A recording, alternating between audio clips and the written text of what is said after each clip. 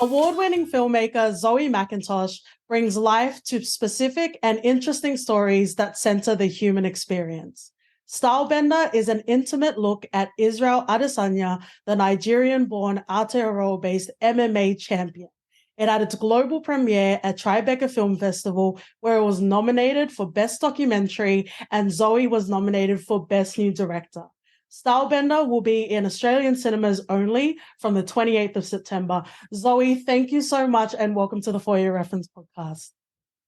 My pleasure. Thank you for having me. Well, first off, we're matching, which is very cute. We love a yellow moment. Snap. Tribeca. Wow. Well, first off, congratulations on the nominations. What was it like having a global premiere at such a prestigious film festival? It was fantastic. It was everything I actually imagined, because sometimes you build these things up and you hype them up, but it just delivered. To see a film that I've worked on since 2019 premiere at this prestigious festival and just get so many great reactions and feedback, it really was just awesome. Yeah, and you also touch on the fact that you filmed this over a 5-year period. And I also noticed in another interview you talked about how important it was to have creative control. We love watching documentaries, and I think the best documentaries are the ones that can dig deep, especially on who the subject is. So I would love to hear a bit more about how important having a creative control was. Yeah, having creative control was absolutely essential. I don't think I would have touched the project if I didn't have that. Mm-hmm. It's essential because he's obviously a superstar and there's a lot of gloss and there's a lot of hype. Yeah. And if I wasn't able to get underneath what was really going on who he really is, I just don't think it would have had cut through. And so it was crucial for me to come on board, have creative control, but also have Izzy on board with going deep.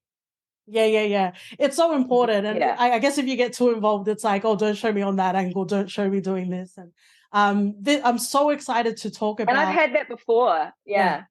And it's like, I'm polished and I'm perfect and I look like Beyonce every time I wake up. It's just like... Exactly. Yeah, exactly. But I'm very excited to talk about Stylebender and also just like the filmmaking process of it all.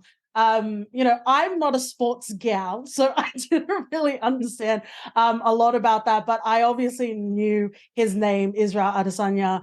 And I guess watching this documentary was getting a peek into his life. And even though I didn't necessarily understand sports, you can see he's got a lot of talent. So he was definitely going to go from strength to strength when you started filming him. How did you know, or did you even have a definitive sort of time frame of, okay, he's going to be amazing. We're going to have an Israel Adesanya cinematic universe, but we're going to cut it here? Well, like with docos, you have to kind of like take a leap of faith. There's a real risk that potentially your character isn't that interesting, or that their journey doesn't kind of have peaks and troughs and doesn't make a dramatic story in front of you. The roller coaster, Zoë. The roller coaster. I know.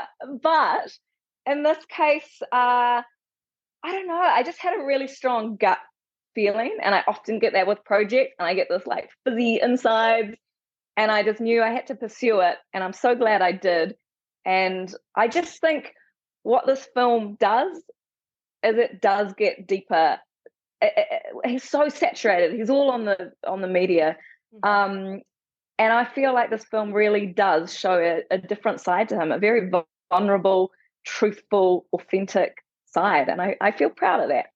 Yeah, and I guess that was one of the things watching this documentary, like, I want to love this fella. I want to know this fella. Like, let's get a little bit more into detail. And that's exactly what you achieved in Stylebender. I want to talk a little bit about, I guess, the more vulnerable sort of themes that we explore in Stylebender.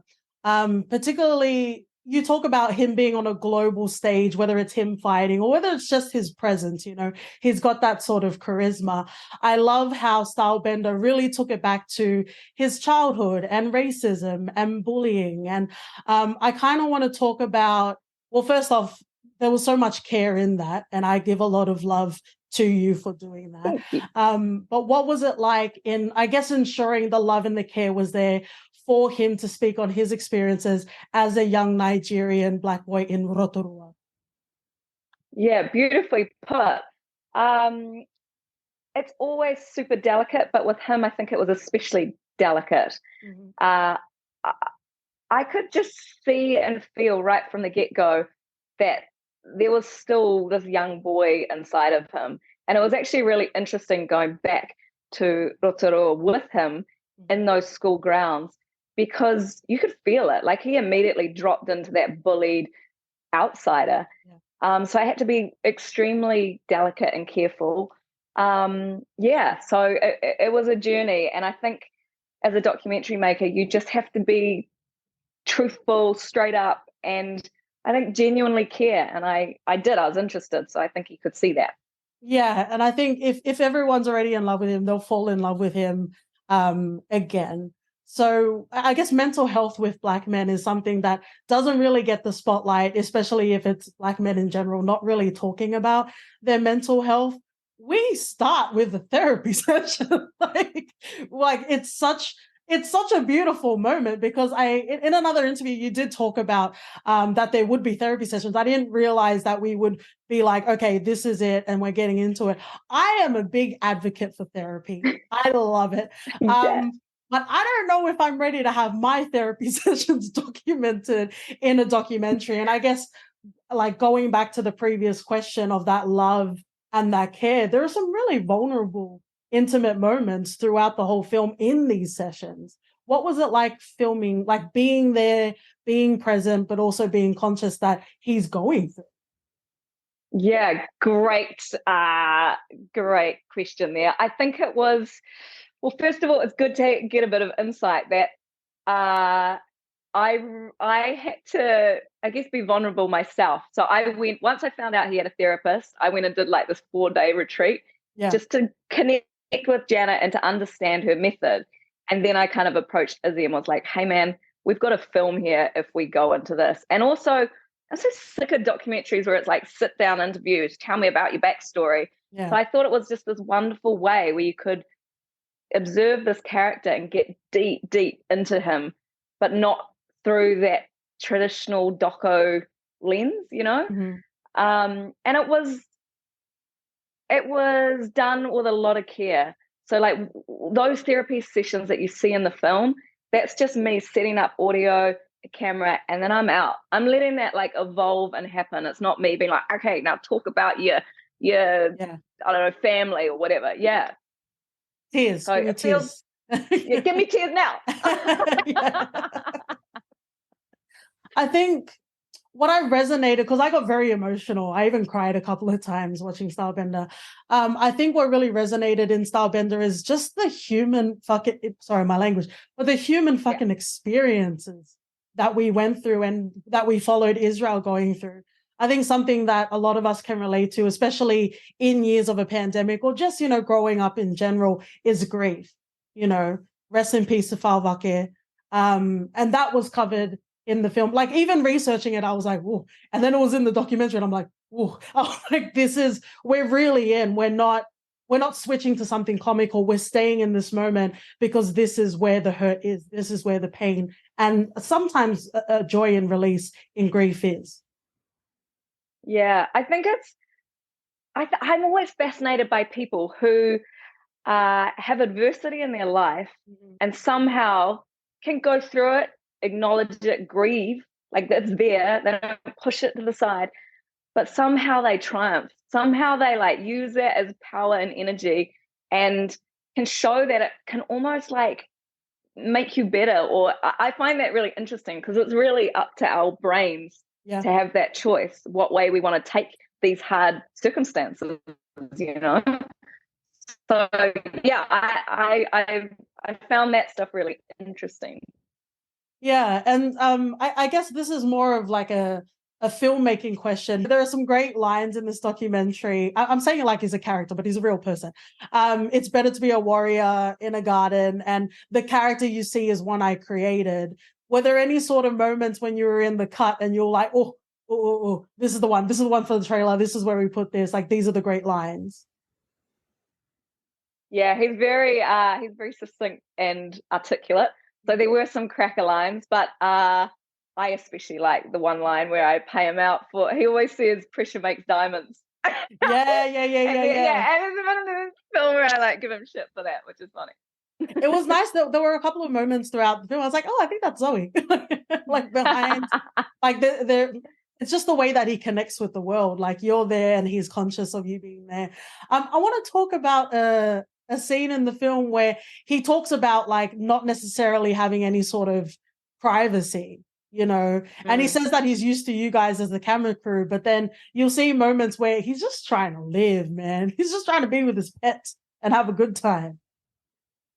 Yeah, I mean, fame is an alluring thing, but it also comes with a cost. And that's what I saw. And I think the film really dives into that. I mean, he was talking about the other day just how he cannot be at a family dinner, just being really present with his family without just hordes of people just coming in like, a big black storm just cruising in and infiltrating. So, yeah, it comes with a cost, I think. I want to talk a little bit about like the controversial, because he's a big presence and he's he might ruffle some feathers and that sort of thing. Also, when I was doing the research, there was about him talking about the Australian New Zealand boxer and him being married or not being married, but that wasn't in the documentary. But then there was a particular comment that he made, and I think the way that it was framed, it made a lot of sense because it talked about him processing and him grieving as well. From a filmmaking point of view, was there a process to, I guess, capture controversial sort of moments in the fallout? Or is it like, I'm just going to be in this moment and wherever he's going to go is where I'm going to go? Yeah, it's an interesting question. And it's again, it comes back to that creative control. There's no way that I could have made that film without it. And I think what you see in the film is moments where there is controversy, and it's uncomfortable. You don't necessarily agree with them, but I couldn't not have those moments in there because otherwise it's not really a reflection of what was going on or perhaps what he's like. So he is controversial, and I mean, I think as a filmmaker, you just have to show that. Playfully, controversially, I was looking for all of the anime references because even his name, Stylebender, speaks to The Last Airbender. I counted 2. I counted one from Naruto and one from Attack on Titan. So enjoy picking up. You've done your research, girl. Weebs are us, I love a good anime. There should have been more because I actually found that stuff fascinating because I don't think he even talked about it. Like there was no time to.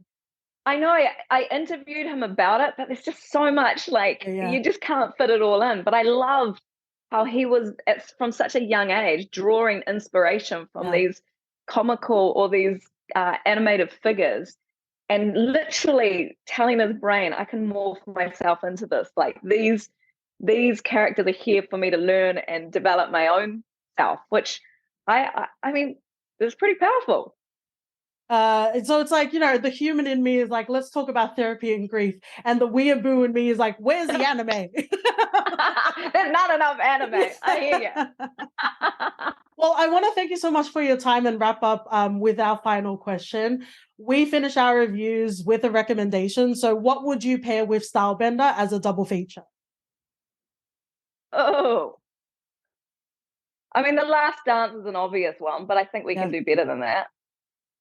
But he took it personally, Yeah. Well, that's it. Yeah, I'll leave it there because my brain's fried. No, The Last Dance is great. Well, thank you so much for your time, Zoe. I promise I won't hit up your DMs for more anime references. No, I love it. I really enjoyed that. Let's snap. Like, look at that. Let's do it on the yellow wall. Thank you so much. Take care. Will do. Bye.